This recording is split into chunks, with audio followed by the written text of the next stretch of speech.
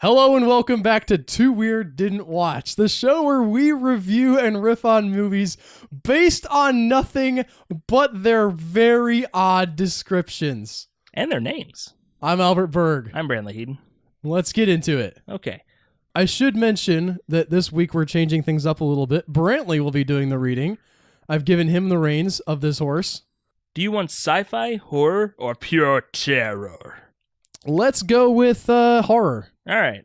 First up, we have Atom Age Vampire. That's Atom, right? Atom. Not Atom, as in the name? Like the atomic particle. Okay. An exotic dancer has a terrible automobile accident and as a result is horribly scarred on her face. Hoping for a miracle treatment, the dancer visits a scientist who has had marvelous results. Whoa. She's hoping for a miracle. Yeah. And she visits a scientist. Yeah. I don't want to cast aspersions on this lady based on her profession, but that's not how that works. In fairness, it doesn't even say doctor, it says scientist. He's like an atomic theorist, and she's like, cure me of this scars. I don't know anything about Go to a plastic surgeon, lady. What do you want from me? He's an entomologist. He's like looking at bugs. Well, we'll use ants to cure your face. Why are all your solutions bug-based? Listen, lady, this is what I know. This is all I know. They are miraculous bugs, though. So she visits a scientist who has had marvelous results in restoring patients' appearances and is cured of her scars. Well, now we know she went there. But not miraculous results. Again, doesn't say how, because it doesn't say doctor. Unfortunately, there are some terrible side effects from the procedure that the scientist must use some unethical methods to try and make the cure permanent. Like he leaks her patient confidentiality records to other people, or there are terrible side effects. I'm just wondering what his unethical methods are. I'm trying to understand the sentence. There are some terrible side effects from the procedure that the scientist must use some unethical methods to try and make the cure permanent. That doesn't work to me. Whoever wrote this, you suck at English. They had 50 more to go. They were trying to just jam through it. Listen, this is number 2 of 50. I don't care about spell check. With suspicions growing in the dancer's boyfriend and the authorities closing in, the scientist tries some last-minute treatments to help the dancer and also win over her heart. Aww, it's a love story. Or it's just really creepy. This is from 1960. Where did the vampire come in? Wait. Yeah, go back. Say that again. So the title is Atom Age Vampire. And then they're in the atomic age. Right. Vampire. Is he a vampire? Does he turn into a vampire? Maybe she turns into the vampire? Maybe she needs to drink other people's blood. To stay beautiful. Okay. Maybe? And her boyfriend's like, why do you keep biting me on the neck? It was kind of sexy the first time. Then I noticed that there were holes, and I'm not down with that. I'm getting really suspicious. And the authorities are closing in. Because he was unethical. Again, I'm assuming there's just some patient confidentiality thing that has nothing to do with her. He released the records, and there's like, you can't do that. This is not a double-blind study. Yeah, and he tries some last-minute treatments to help her not be a vampire? I'm imagining that she does turn into a vampire, and like he's the only one who's down with, like he's gonna start killing off other people and taking their blood. Oh, so she doesn't have to go and like bite people in the neck? Right. It's like, it's basically an allegory about marriage. Oh, and he's trying to win over her heart, so exactly like marriage. Yes. And she does nothing he ever does is good enough for her, and well, I mean, she doesn't. He did kind of turn her into a vampire in the atomic age. After he turns her into a vampire, she kind of lets herself go, which is not good for her career as an exotic dancer. It's not. Now she's like dependent on him. Do you have to go after people with diabetes? He has the stripper pole in the bedroom because she was the exotic dancer, but like now he doesn't want her to use it anymore. But he's too scared to tell her because she vampire. Right, and he knows that she'll be offended. So he's like, "No, you're doing great, honey," and he like has to keep reinforcing. So here's the thing: it's Atom Age Vampire. So is it just because it's in the atomic age, or is she radioactive? Radioactive? Is she a vampire that glows in the dark? Radioactive, or just her fangs? Because I'm picturing like when she goes to feed, like her skull lights up under her skin. I was hoping for eyes. Yeah, it is the 60s, so they couldn't afford that. Eyes would be all they could afford, really. Yeah. I don't know. It's difficult to think of because we don't know. We still don't have any specifics on what the treatment is. Yeah, no. But it said he has marvelous. He's had marvelous success doing this. Are there Is this the first time are he's there had other problems? well, maybe this is the first one he liked. Like the rest of them just like went off and became feral vampires. They're just but they look great. Feral radioactive vampires roaming the countryside. They were trying to set up a franchise for this movie. This is a prequel to The Hills Have Eyes. Eventually, you just have him and Originally, the one. it was called The Hills Have Eyes, and those eyes glow with radioactive poison because they're vampires. And they cut it down because that's way long for a It's title. way too long. Need at least 2 colons in that. Exactly. Okay, next up we have Creature from the Haunted Sea from 1961. We've gone forward a whole year. Okay. The whole sea? The Haunted Sea. I know, but there's People have died on only every 7 seas. And this movie title would have me believe that one of them is haunted. Only one. But the whole sea, like 1/7 of the ocean, Yeah. is... I don't think those match up like that. I'm pretty sure the Pacific Ocean is a little bit bigger than most of them. Well, so it's like we were really hoping And it's really- the Indian Ocean. And so really, they're only separate because we decided that. Really, it's just one ocean. So maybe the entire ocean's haunted and the ghosts are finally no more. Okay, But we'll find out. I can get into that. Well, it's a creature from there, so he's not even a ghost. There's a monster, and also the ocean is haunted. FYI. The title, I don't even know what the description is, but the title already is just great. It inspires It's so like much. this like, it's sort of a creature from the Black Lagoon kind of thing, and he's living in his little house that's a submarine at the bottom of the ocean, He but the just gets- ghosts keep bothering him. He like just the finally ghosts gets tired, so he attacks the mainland. of the guys in the submarine will not let him sleep. He's like, guys, shut up about your stupid untimely death already. I don't care. I'm a creature. Creature. Cthulhu does not want to deal with your crap right now. All right. So, an American gangster. It's already Oh, fun. come on. It's okay, already well, fun. All of our images are gone now. Agrees to transport a group of Caribbean island exiles and their national treasury to safe haven. Wait, the whole national treasury? Like Yeah. all of their money? Like Looks like it. They hired Okay, did they know he was a gangster at the time? It says an American gangster. So when was Al Capone? I don't remember. Was he in the 60s? Is that, I think that seems a little bit late for Al Capone. is that after he quote unquote died? Because maybe this is where he went.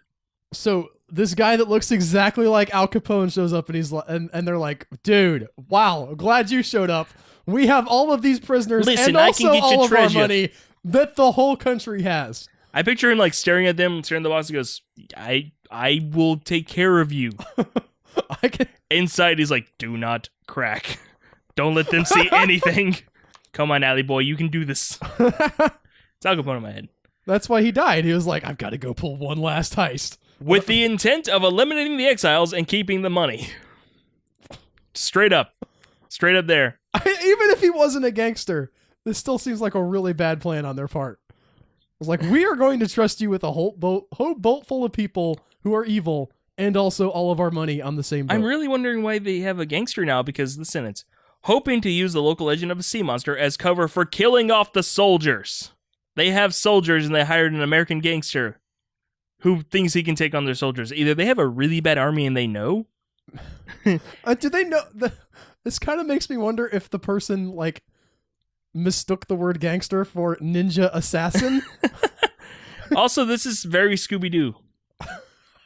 This is very, very Scooby-Doo. And I would have gotten away from it too if it hadn't been for you darn soldiers. But yeah, hoping to use the legend, the gangster and his crew discover that the legend is true. Because of course it is. Is that the last sentence? Because of course it is? No, No, because I it had wasn't that. as true. Yeah, no, it's true. Like tacked on the end, it's like, gangster, Caribbeans, he's bad guy, trying to fake it out. Real. Does that help him or hurt him, do you think? You think he's like, "Oh, I was just going to fake him getting eaten by the sea monster, but he just showed up, so here we go." I like to think that he just like, then takes that money and tries to cash in on the monster, and he just sets up like an exhibit. He does, like the King Kong thing. Yeah. He's the ninth wonder of the world, the sea monster, who has that totally not eaten all of these Also, guys. by the way, guys, the sea's haunted. I like to think that's part of the attraction. He goes, step right up, see the creature from the haunted sea. Well, how did it get haunted? It definitely wasn't from all those guys I killed. What? Who suggested that? Nobody. What? No, it's the creature eating people. What? Stop asking questions. Go see the thing. Pay me. I mean, I already have all this money, but From totally legit sources of income. Why do you look like Al Capone? Never mind. Then he runs away and like gets his face redone by that scientist from the first movie. My name is Mal Cavrone. Wink, wink. Sorry, you said wink, wink again. Dang it, just shoot him. Take the money. We'll blame it on the creature. Feed you to the creature. Next up, we have Invisible Ghost. Well, that's just lazy. See, it's a ghost, and it's invisible. So they can just use strings to knock things over. And it's like, it was the ghost! And then you're terrified because ghosts are scary because of reasons. I mean, I'm fine with the ghost being invisible, but, like, that's your title. Yeah. But they're famously invisible. Nobody's like, that guy over there that I can totally see in broad daylight and he's not see-through at all, I bet he's a ghost. Mind you, it was the 40s, so I think this is when the whole sheet thing was going on. Ghosts were just the whole white sheet bulbs thing, you mean like the KKK? No. Oh, okay. Those are different kinds of white sheets. Those are Those are the bad ones. That was happening in the 40s also. Bela Lugosi stars in this monogram thriller as Charles Kessler. Monogram? That's capitalized. A man living with his daughter while hoping for the return of his wife. Just Hold on, hoping. I'm looking up the definition of monogram. Because I'm not 100% sure. It's not funny. Continue. Thanks for that. He's a man living with his wife and hoping for the return of his wife. He's not doing anything to get her. He's not like hiring a detective. He's just He's living with his wife and his daughter. Okay. He's like, sweetie, maybe she'll come back one day. All we can do is he's hope. like sitting there It's Bela he's Lugosi. watching, whatever TV they had in the 1940s on like an 8-inch screen. Really impressed that it's bigger than his neighbors. And he's like, Sauter's like, and I just did the remote motion, even though he probably wouldn't have had those. He makes his daughter get up and change the channel. He's like, honey, get up and change it to the other channel. Mind you, it's Bela Lugosi, so do a Bela Lugosi. Honey, get up and change the channel. That's not a good Bela Lugosi voice. No, that's just your voice slightly gravelier than normal, which is the wrong direction. Honey, get up and change the channel. That's a lot better. Vaguely And Italian she's like, Dracula. Aren't you even worried about mom? And she's like, I keep hoping that she will come back. But my show is on. I want to hope while I'm watching a different show. I like that Bela Lugosi's played my machete, apparently. Different show. Bring me a taquito. Upon seeing her peeking through a window... His wife or his daughter? His wife. I think it doesn't specify. He falls into a trance and murders the maid. Wait, what? He just sees his wife in the window and he goes, She's like, I must murder you. She peeks in. She's like, is it okay for me to come back now? You're freaking me out. I think it's more fun if it's just the daughter just having to look in the window and he's like, murder time. Okay. And he murders the maid, which they have. Because the 40s. She's probably black. The maid's boyfriend is framed for the murder and dies in the hands of the police. Is he also black? Because that's very suspicious to me. But all right. And then police, you can't trust them. Yeah, police brutality was really bad. Black lives matter. In the 40s. Maid lives matter. All right. Hopefully you edit that out. Why? That's political.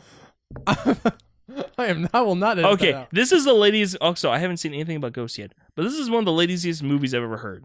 Okay. An invisible ghost, and the man's boyfriend, he's framed for the murder and dies in the hands of man's police. boyfriend. Wow, they were really progressive. Yeah. Okay. The maid's boyfriend. Whatever. Okay. The man's twin brother. Okay. And Kessler's daughter team up to clear the brother's name, who is already dead, and discover the true identity of the killer. Who we know is Bela Lugosi. Because he saw a relative of his in some way in the window. I'm going to assume that it was his wife. How much is the wife in the window? How much is that wifey in the window? Apparently the price is one dead maid. Kill a maid now and you too can have a wife. That's the secret, guys. You Forever Alone people haven't killed enough maids. Let you in on that. Is he still in the trance when he frames the boyfriend? Real talk here, I would imagine he comes out of it and he's like, oh crap, my wife or my maid is dead. Who's going to clean my house? That's his first thought. Super. Who's going to change the channel on the TV? And then he's like, oh wait, I could also go to jail. They don't have TV there yet. Boy, that guy looks suspicious. He's black. The police will frame him. I'm pretty sure he's played by John McGuire, so I don't think he's black. Listen, don't contradict me here. All right. This is a yes and operation. That's what I think happened. Do they? So they don't say if they find him. Like, No, it's just the twin brother, probably played by John McGuire. I'm imagining, the same actor. Like, Yeah. Be great if they just like fraternal twins, so it's just random fact that they're twins. What if the twist is that he's not actually dead? And it's the wrong twin that died or something? Or maybe like the whole thing is it's like a police sting. Like they're pretty sure it wasn't the boyfriend because he had no motive. And like, listen, we're pretty sure it was this guy. We don't know why because he seemed kind of trance-like when he did it. But so let's assume we're the gonna wife fake is dead. We're gonna fake your okay. death. I know what happens here. All right, Yeah? he killed his wife. Okay. It says it's hoping for a return, but I'm going to say that he went into a trance and killed his wife. And then he sees her again. He says like blackouts. Yeah, he sees her again, and he's freaked out by the fact that she's still alive. Like his subconscious knows that's not possible. And so then he goes into another trance, like murder trance, that like wakes up the murder part, kills the maid, frames the boyfriend. The boyfriend gets killed, but the daughter and the boyfriend like set up a gambit where he appears to Bela Lugosi's character as a ghost. Not an invisible ghost, though, which still makes me wonder why they called it that in the title. None of these ghosts are invisible. He sees stuff. Maybe he's the only one who can see the wife. Maybe. And only through windows? Maybe. Like she's visible unless you see her through a pane of glass. That's kind of a cool idea, actually. Yeah. Like, but he wears glasses, so it makes sense. I picture, like, people with glasses are constantly freaked out. Like, there's ghosts everywhere!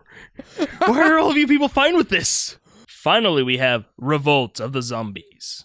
What year did this come out? 36. Okay, so this is way before Romero Far and zombies. away before Romero. So I can't make fun of the zombies revolting. No. Because Romero zombies can't... They like, the revolt implies a master, and in this time... Or that is actually how zombies were created. Yeah. So presumably following the voodoo practice. All right. Well, let's dig into it and find out. After World War I, an expedition representing the Allied countries is sent to Cambodia, probably on a holiday, to stop the efforts of Count Mazovia. Okay, wait. This says after World War I. After World War I. They're sent on the and this is before World War II an started. Allied mission to Cambodia to stop this guy. Count Mazovia. I'm imagining that he played a part in World War I. Like that they're... Possible. I really deeply, desperately want a vampire movie set in World War I. I don't think this is going to be it. Well, considering the first, 4 words is after World War I.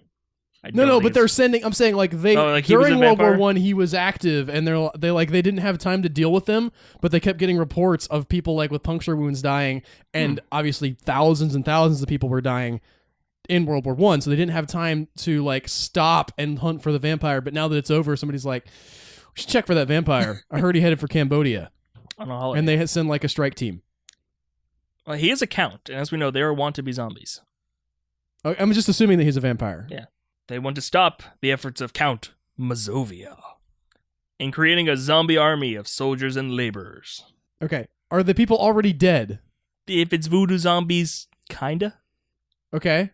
Because technically they die and they're brought back with magic powder, but what it's actually done is they're just given a poison that makes them basically blank out and go have the symptoms of death. All right, but this is fiction, so we can... So they're probably... And also, I think even actual voodoo zombies probably don't actually work. So what I'm saying is, if he can create... If you could bring back dead people and make them do work for you, well, would you not want to do that? What is not bringing back dead people? You actually kill people and turn them into an undead slave. Well, that's not cool. Yeah. Also, was he doing this during World War I? Well, soldiers, so maybe. Okay. Does he have his own, like, World War I zombie army? Hoping to prevent a possible outbreak of war due to Mazovia's actions, the group presses through the jungle to... This is depressing, knowing that World War II is coming in real life for these guys. Yeah. Angkor Wat, in spite of the perils. Of the zombies or just in the jungle? Because the jungle's not fun. Yeah, I would imagine you start off with the jungle and move on to the zombies. Yeah, and then zombies start showing up. But they're not like, shambling zombies. They're basically just people with very blank expressions. Right. So they're laborers, so they're like attacking them with hammers. Ironically, they're the tool use zombies that in fiction our current media we are just now getting towards. Right. Where you have zombies picking up guns or grabbing tools and stuff. The older zombies did that a lot. Well, you have the movie The Crazies touched on that. It wasn't literal zombies, but it was a zombie-type movie. Yeah. The group includes Armand, who has his own agenda, contrary to the group's wishes. And that's the end. Armand, he doesn't want to stop the zombies. Maybe he wants to take the zombies.